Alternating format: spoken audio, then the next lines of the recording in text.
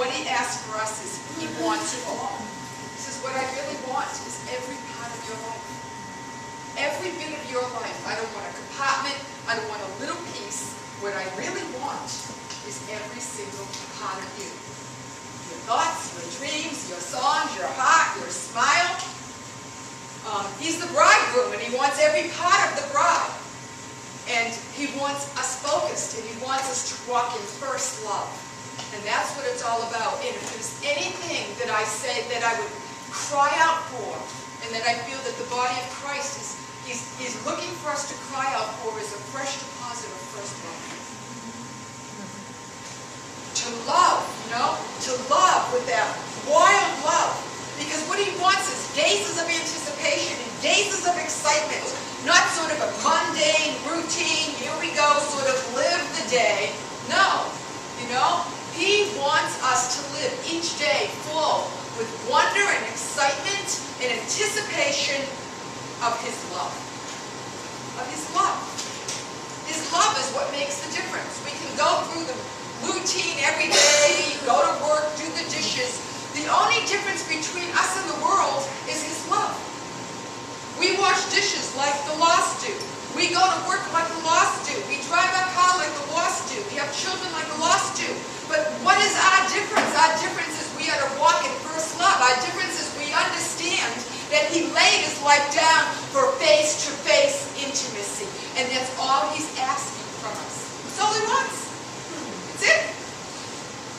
I was at Morning Star a few weeks ago, and we were in this deep place of worship. And what I began to see in the spirit was this lion, the king, was walking before me. And as he was walking, his tail was twitching. You ever seen the lion's tails? They sort of do this whole thing, And as it was twitching, he would stop and he'd look over his shoulder at me. And looking, and I knew he was looking to see, are you following? Are you following close behind? And with his eyes, he spoke spirit to spirit, and without words, he was saying to me, follow me, for I am the way, I am the truth, and I am the life. And then he spoke, I always lead on paths of righteousness and truth. Never doubt this, daughter, for I am light, and all I do is holy. I'm asking for a transparent walk with me, nothing hidden. Stay close, draw near, walk in step with me. If I stop, you stop. If I move, you move. Step by step, step into your destiny. That's what he spoke to me when I was down at Morning Star. This lamb was a lion. It was a lamb. We all know that the woman ran to the tomb. In Luke 24, it says, the women were terrified and bowed with their faces to the ground.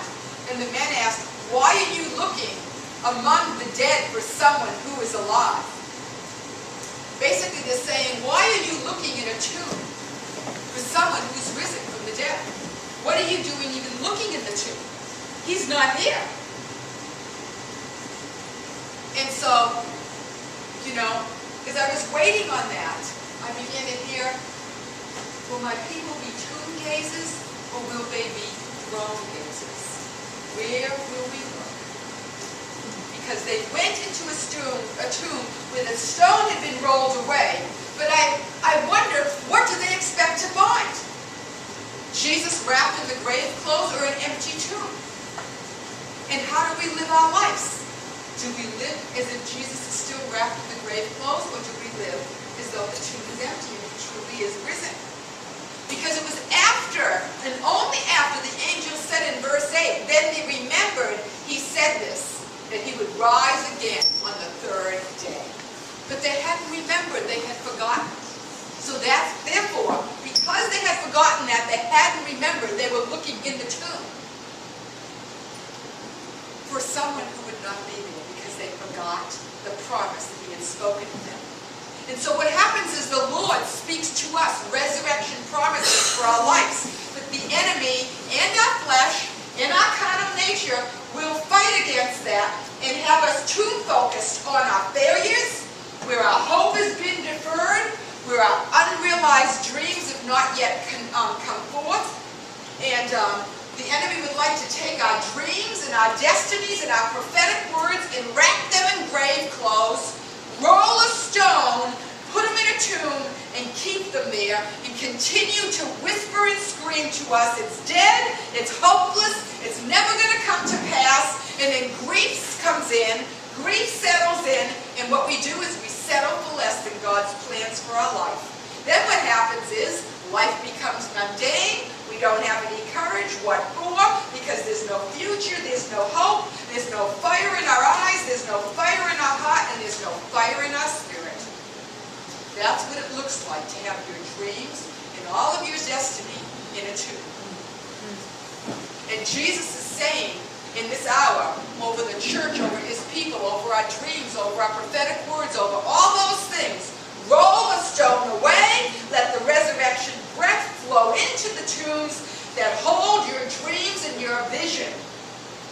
And he said to me, this is what he said, hear the cry still ringing, Lazarus, come forth. Hear the declaration still hovering from the cross, it is finished. Hear the angel's declaration of truth, he is not here. He is risen, and he is in you, and he is in me. There is no place in our lives, in our dreams, in our destinies, in our promises, in our words, for the grave close. Absolutely none. We're to live a crucified life with resurrection garments of glory and victory. Death has been conquered, and the only aroma that is to be around our lives is the aroma of resurrection, and not the stench of death, or hopelessness, or despair. Philippians 3:10, I want to know the power of your resurrection, the fellowship of his resurrection. I want to know Christ and experience the mighty power that raised him from the dead. And I want to suffer with him, sharing in his death. That and Galatians 2:20 are very key verses for our lives. So as I continue to meditate on his gaze and on his eye and on the whole cross, I wondered, Lord, what did they see? What did that soldier see when he pierced your side? When they pierced the side of the one, bless you, who is the eternal promise. That soldier was washed in the water of the Word. That soldier was cleansed by the blood as it poured out. And I know I've taught this before, but there is records that say that this man had like a dysplasia in his eyes. And when that came out over him, he was completely healed. He was completely, physically healed. And so as this poured over him and poured out onto the ground, mercy flowed, and is the same mercy that was flowing in the light that comes from the throne. He is mercy. You have to understand this was a prophetic act. It was a prophetic declaration. That what would flow from under the throne forever and ever and ever and ever first came from his side. It first poured out there on that soldier, bringing healing of his eyes. Isn't it amazing? His eyes. Because it's all about our eyes being opened, that we would see this King of Glory, that we would see in the third heaven, that we would understand who it is and why he came, to restore face-to-face intimacy. He opened the Eyegate, the washing of the Word, the washing of his blood, the same flow from under the mercy seat, from under his throne, that we would gaze at the throne, which is teeming with power and glory and mercy. It's not a stagnant pool. This is a raging river. It is not some stagnant little pool. It's a raging river. So what did he see as his head hung, breathing his last breath of the earthly realm? Did they see defeat, or did they see victory? What did the soldier see? What did the one see around him?